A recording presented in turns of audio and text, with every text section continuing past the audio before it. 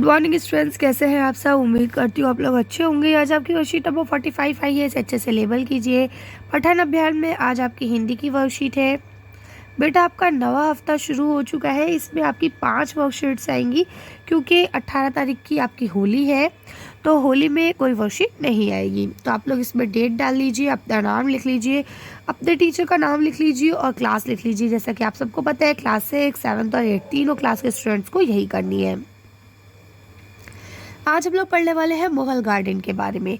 तो सबसे पहले तो आप लोग मुझे कमेंट्स करके ये बताइए कि आप में से किसने किसने मुगल गार्डन को देखा है, कौन कौन वहाँ गया है, ठीक है।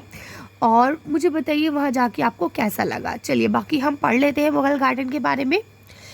राष्ट्रपति भवन भारत के राष्ट्रपति का सरकारी निवास है, ठीक है। ये शानदार भवन इंडिया गेट के सामने राजपथ के पश्चिमी छोर पर स्थित है, ठीक है।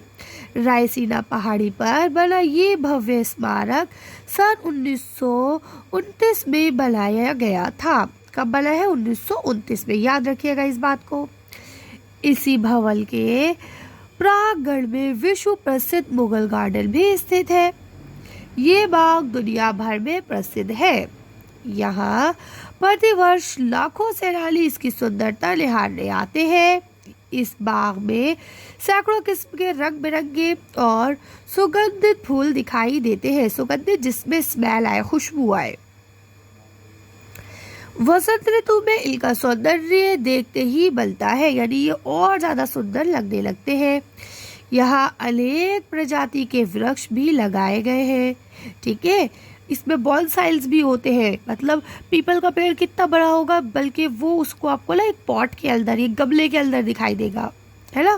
तो यहाँ लिखा है, इन सब के अतिरिक्त औषधीय गुण से युक्त पौधे और जड़ी बूटियों भी क्यारियों और गमलों में प्रदर्शित की जाती है, ठीक है। यानी औषधि वाले जो पेड़ पौधे होते हैं वो भी क्यारियों और गमलों में लगाए जाते हैं, ठीक। आगे बोलते हैं, चारों ओर बिछी हुई घनी मुलायम हरी हरी धूप पर चलने का अपना ही आनंद है, यानी हरी घास, ठीक है।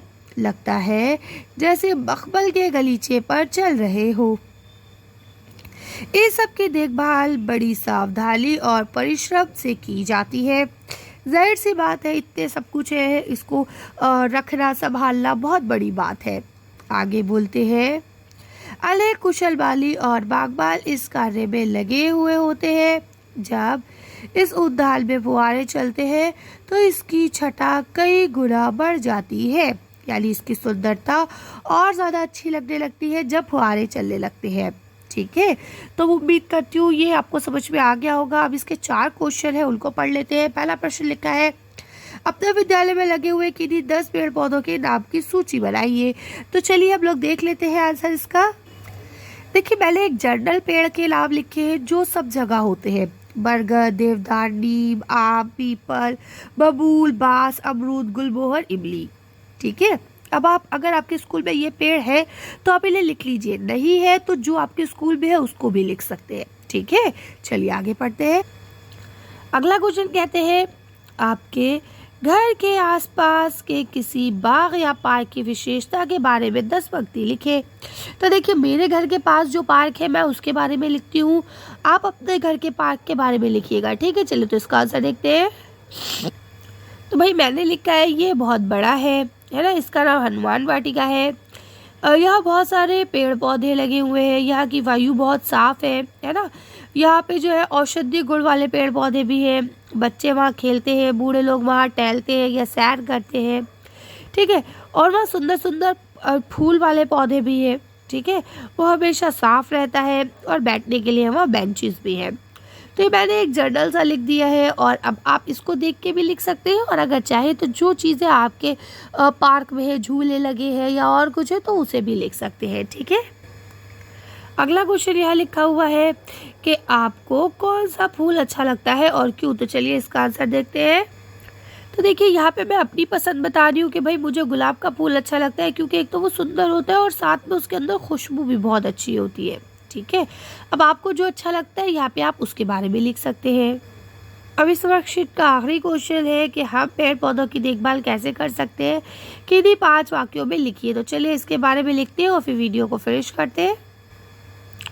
तो सबसे पहले तो पौधों को हमें धूप की रोशनी में रखना चाहिए, नियमित रूप से उसे पानी देना चाहिए, है ना। कुछ हफ्तों बाद उसमें खाद भी डालनी चाहिए और उसके बाद नियमित रूप से जो खरपतवार आ जाती है ना, जो घास फूस निकल आती है, उसकी सफाई करना चाहिए ताकि वो हमारे पौधे को या पेड़ को नुकसान ना पहुंचाए, क्योंकि फिर वो पानी, धूप और मिट्टी से सारा न्यूट्रिशन अपने अंदर ले लेती है और फिर जो हमारा पेड़ या हमारा जो पौधा होता है उसको क्या कर देती है, सुखा देती है। इसलिए हमें खरपतवार की सफाई भी करनी चाहिए। और आखिरी कि जो भी डेड या बीमार पौधे होते हैं या उसकी पत्तियां होती है उसको काट कर अलग कर देना चाहिए, वरना वो बीमारी जो है वो बाकी पौधों में भी फैल सकती है। ठीक है, कर लेंगे। चलिए तो अच्छी वीडियो को हम यही खत्म करते हैं। अच्छी वर्कशीट में बस इतना ही। अगर आपको वीडियो पसंद आई हो तो प्लीज़ इसे लाइक और शेयर करें। अगर अभी तक आपने मेरे चैनल को सब्सक्राइब नहीं किया तो प्लीज़ मेरे चैनल को सब्सक्राइब करें। Thank you for watching.